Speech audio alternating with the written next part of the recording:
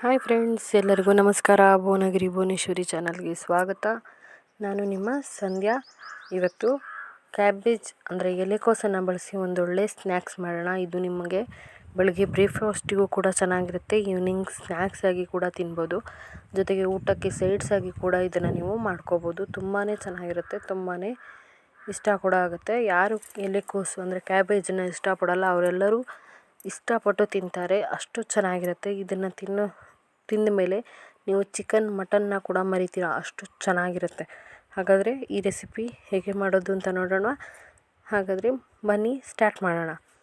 ಅದಕ್ಕೂ ಮೊದಲು ನೀವು ಇದೇ ಫಸ್ಟ್ ಟೈಮ್ ನನ್ನ ಚಾನಲ್ನ ನೋಡ್ತಾ ಇದ್ದರೆ ಸಬ್ಸ್ಕ್ರೈಬ್ ಆಗಿ, ಹಾಗೆ ಪಕ್ಕದಲ್ಲಿರುವಂಥ ಬೆಲ್ಲೈಕನ್ನ ಕೂಡ ಒತ್ತಿ, ಅದರಲ್ಲಿ ಆಲ್ ಅನ್ನೋದನ್ನ ಒತ್ತೋದ್ರಿಂದ ನಾನು ಹೊಸ ಹೊಸ ರೆಸಿಪಿ ವಿಡಿಯೋ ಹಾಕಿದಾಗ ನಿಮಗೆ ನೋಟಿಫಿಕೇಷನ್ ಬರುತ್ತೆ. ಆಗ ನೀವು ನಾನು ಹಾಕಿದ ತಕ್ಷಣವೇ ನೀವೇ ಫಸ್ಟ್ ನೋಡ್ಬೋದು. ಜೊತೆಗೆ ನಿಮ್ಮ ಫ್ಯಾಮಿಲಿ ಫ್ರೆಂಡ್ಸ್ ಜೊತೆಗೆ ಲೈಕ್ ಮಾಡಿ, ಹಾಗೆ ಶೇರ್ ಮಾಡಿ, ಆಯಿತಾ? ಹಾಗಾದರೆ ಬನ್ನಿ ಇವತ್ತಿನ ಕ್ಯಾಬೇಜ್ ರೆಸಿಪಿನ ಸ್ಟಾರ್ಟ್ ಮಾಡೋಣ. ನಾನು ಎಲೆಕೋಸನ್ನು ಸಣ್ಣದಾಗಿ, ಎಷ್ಟು ಸಾಧ್ಯ ಆಗುತ್ತೋ ಅಷ್ಟು ಸಣ್ಣದಾಗಿ ಕಟ್ ಮಾಡಿ ಇಟ್ಕೊಳ್ಳಿ.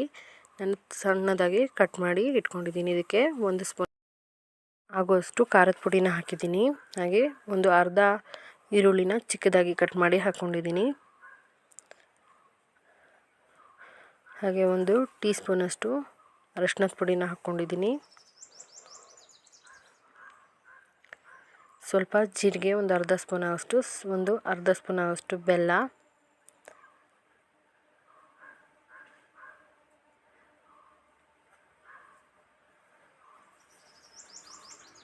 ಇದಕ್ಕೆ ಮತ್ತೆ ರುಚಿಗೆ ತಕ್ಕಷ್ಟು ಉಪ್ಪನ್ನ ಹಾಕಿದ್ದೀನಿ. ಹಾಗೆ ಕೊತ್ತಂಬರಿ ಸೊಪ್ಪು ಮತ್ತು ಕರಿಬೇವಿನ ಸೊಪ್ಪನ್ನು ಚಿಕ್ಕದಾಗಿ ಕಟ್ ಮಾಡಿ ಹಾಕ್ಕೊಂಡಿದ್ದೀನಿ.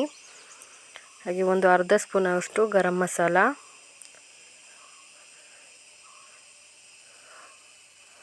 ಹಾಗೆ 1 ಸ್ಪೂನ್ ಆಗೋಷ್ಟು ಕಾರ್ನ್ಫ್ಲವರ್,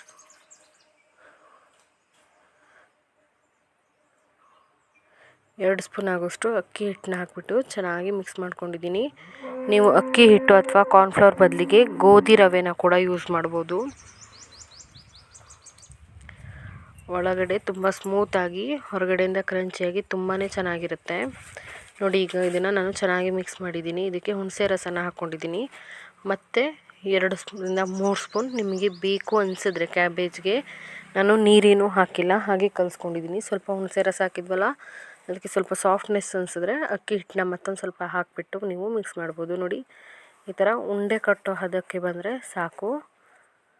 ಹೀಗೆ ಉಂಡೆ ಕಟ್ಟಿಂಗ್ ತಟ್ಟೋದಕ್ಕೆ ಬಂದರೆ ಸರಿಯಾಗಿದೆ ಅಂತ. ಈಗ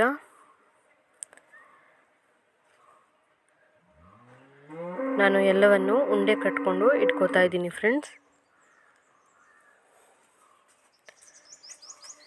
ಈ ಥರ ಲೈಟಾಗಿ ತಟ್ಕೊಂಡು ಇಟ್ಕೊಳ್ಳೋಣ. ಈ ಥರ ಲೈಟಾಗಿ ತಟ್ಕೊಂಡಿರೋದನ್ನು ನೋಡಿ, ನಾನು ಎಕ್ಸ್ಟ್ರಾ ಮತ್ತೊಂದು ಸ್ವಲ್ಪ ಅಕ್ಕಿ ಹಿಟ್ಟನ್ನ ತೊಗೊಂಡಿದ್ದೆ, ಅದರಲ್ಲಿ ಈ ಥರ ಉರುಳಿಸ್ಬಿಟ್ಟು ನಾನು ಒಂದು ಸೈಡಿಗೆಲ್ಲ ಈ ಥರ ತಾಗೋ ಥರ ಚೆನ್ನಾಗಿ ಇದು ಮಾಡಿಬಿಟ್ಟು ಒಂದು ತವಾನ ಇಟ್ಕೊಂಡಿದ್ದೆ, ದೋಸೆ ತವಾನ, ಅದ್ರ ಮೇಲೆ ಈ ಥರ ಒಂದೊಂದಾಗಿ ಹಾಕ್ಕೋತಾ ಇದ್ದೀನಿ.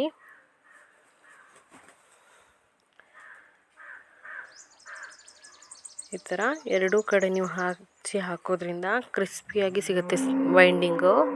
ಹಾಗಾಗಿ ನಿಮ್ಗೆ ಹೀಗೆ ಇಷ್ಟ ಇಲ್ಲ ಅಂದರೆ ಈ ಥರ ಉಂಡೆ ಕಟ್ಬಿಟ್ಟು ಡೈರೆಕ್ಟಾಗಿಯೇ ಹಾಕ್ಕೋಬೋದು, ಅಕ್ಕಿ ಹಿಟ್ಟೇನು ಯೂಸ್ ಮಾಡಬೇಕಂತಿಲ್ಲ. ನೋಡಿ, ಈ ಥರ ಹಾಕ್ಕೋಬೋದು, ತಟ್ಟಿ ಡೈರೆಕ್ಟಾಗಿ ಕೂಡ ನೀವು ಹಾಕ್ಕೋಬೋದು. ನೋಡಿ, ಈಗ ಸ್ವಲ್ಪ ನೀರನ್ನ ಸಿಮಿಸ್ಬಿಟ್ಟು ಮುಚ್ಚಳ ಮುಚ್ಚಿ ಬೇಯಿಸ್ಕೊಂಡಿದ್ದೆ. ಈಗ ನಾನು ಇದನ್ನು ತಿರುಗಿಸ್ಬಿಟ್ಟು ಹಾಕ್ಕೊಂಡಿದ್ದೀನಿ. ಈಗ ಇನ್ನೊಂದು ಥರ ಮೆಥಡ್ ತೋರಿಸ್ತಾ ಇದ್ದೀನಿ ಫ್ರೆಂಡ್ಸ್. ದೋಸೆ ಕಾಲಿಗೆ ಎಣ್ಣೆ ಹಚ್ಬಿಟ್ಟು ಅದ್ರ ಮೇಲೆ ಅಕ್ಕಿ ಹಿಟ್ಟನ್ನು ಈ ಥರ ಉದುರಿಸ್ಕೊಳ್ಳಿ. ಅಕ್ಕಿ ಹಿಟ್ಟನ್ನು ಉದುರಿಸ್ಬಿಟ್ಟು ಮಾಡಿಟ್ಕೊಂಡಿರ್ತೀವಲ್ಲ ಉಂಡೆಗಳನ್ನು, ಅವುಗಳನ್ನ ಈ ಥರ ಮಾಡಿ ತಟ್ಟಿಬಿಟ್ಟು ಒಂದೊಂದಾಗಿ ಹಾಕ್ಕೊಳ್ಳಿ. ಈ ಥರ ಮಾಡೋದ್ರಿಂದ ಸೀದೋಗೋದಿಲ್ಲ, ಮತ್ತು ಜೊತೆಗೆ ಹೊರಗಡೆಯಿಂದ ಕ್ರಿಸ್ಪಿಯಾಗಿ ಒಳಗಡೆ ಸಾಫ್ಟಿಯಾಗಿ ತುಂಬಾ ಚೆನ್ನಾಗೇ ಆಗುತ್ತೆ. ನೀವು ಇದನ್ನು ಮಾರ್ನಿಂಗ್ ತಿಂಡಿಯಾಗಿ ಕೂಡ ಮಾಡ್ಕೋಬೋದು, ಅಥವಾ ಊಟಕ್ಕೆ ಸೈಡ್ಸ್ ಆಗಿ ಕೂಡ ಮಾಡ್ಕೋಬೋದು, ಅಥವಾ ಈವ್ನಿಂಗ್ ಸ್ನ್ಯಾಕ್ಸಿಗೆ ಮಾಡ್ಕೋಬೋದು. ತುಂಬಾ ಚೆನ್ನಾಗಿರುತ್ತೆ. ಚಿಕನ್ನು ಮಟನ್ನು ಮರೆಯುವಷ್ಟು ಚೆನ್ನಾಗಿರುತ್ತೆ. ಇದನ್ನು ಕ್ಯಾಬೇಜ್ ಅಂತ ನೀವು ಹೇಳೋಕ್ಕೆ ಆಗೋದಿಲ್ಲ, ಅಷ್ಟು ಚೆನ್ನಾಗೇ ಆಗುತ್ತೆ. ನಾನು ಸ್ವಲ್ಪ ನೀರನ್ನ ಹಾಕ್ಬಿಟ್ಟು ಮುಚ್ಚಳ ಮುಚ್ಚಿದ್ದೆ. ಈಗ ಇದನ್ನು ತೆಗೆದುಬಿಟ್ಟು ಸ್ವಲ್ಪ ಎಣ್ಣೆ ಹಾಕ್ತಾಯಿದ್ದೀನಿ. ಒಂದು 2-3 ಸ್ಪೂನ್ ಎಣ್ಣೆ ಇದ್ದರೆ ನೀವು ಎಷ್ಟು ಬೇಕಾದರೂ ಫ್ರೈ ಮಾಡ್ಕೋಬೋದು.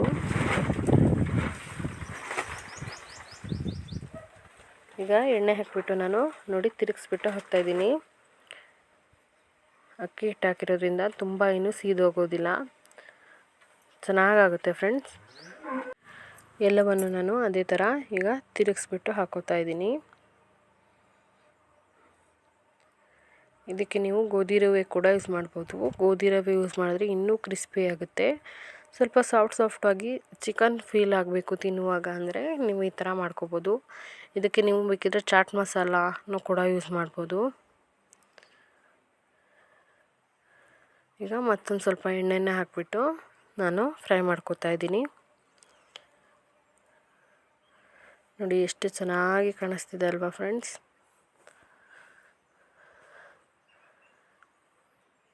ತಿಂಡಿಗೆ ಸ್ನ್ಯಾಕ್ಸಿಗಂತೂ ಸೂಪರಾಗಿರುತ್ತೆ. ಈಗ ಮತ್ತೆ ಇನ್ನೊಂದು ಸಲ ಎಲ್ಲವನ್ನು ಮಗ್ಚಿ ಹಾಕೋತಾ ಇದ್ದೀನಿ. ಈಗ ನಮ್ಮ ಈವ್ನಿಂಗ್ ಸ್ನ್ಯಾಕ್ಸ್ ಅಥವಾ ಮಾರ್ನಿಂಗ್ ತಿಂಡಿಗಾಗಿ ಮಾಡುವಂಥ ಕ್ಯಾಬೇಜ್ ರೆಸಿಪಿ ರೆಡಿಯಾಗಿದೆ. ತುಂಬಾ ಚೆನ್ನಾಗಾಗುತ್ತೆ ಫ್ರೆಂಡ್ಸ್. ಒಂದ್ಸಲ ಮನೇಲಿ ಪಕ್ಕಾ ಟ್ರೈ ಮಾಡಿ, ಇಷ್ಟಪಡ್ತೀರಾ. ಈ ರೆಸಿಪಿ ನಿಮಗೆ ಇಷ್ಟ ಆಗಿದೆ ಅನ್ಕೋತೀನಿ. ಇಷ್ಟ ಆಗಿದ್ರೆ ಒಂದು ಲೈಕ್ ಮಾಡಿ, ಶೇರ್ ಮಾಡಿ, ಹಾಗೆ ಕಮೆಂಟ್ ಕೂಡ ಮಾಡಿ. ನೋಡಿ ಎಷ್ಟು ಕ್ರಿಸ್ಪಿಯಾಗಿದೆ ಅಂತ. ಇದೇ ಫಸ್ಟ್ ಟೈಮ್ ನೀವು ನನ್ನ ಚಾನಲ್ನ ನೋಡ್ತಾ ಇದ್ದರೆ ಸಬ್ಸ್ಕ್ರೈಬ್ ಮಾಡಿ. ನಿಮ್ಮೆಲ್ಲರ ಸಪೋರ್ಟ್ ತುಂಬ ಅವಶ್ಯಕತೆ ಇದೆ ಫ್ರೆಂಡ್ಸ್. ಹಾಗಾಗಿ ಪ್ಲೀಸ್ ಸಪೋರ್ಟ್ ಮಾಡಿ, ಸಬ್ಸ್ಕ್ರೈಬ್ ಆಗಿ.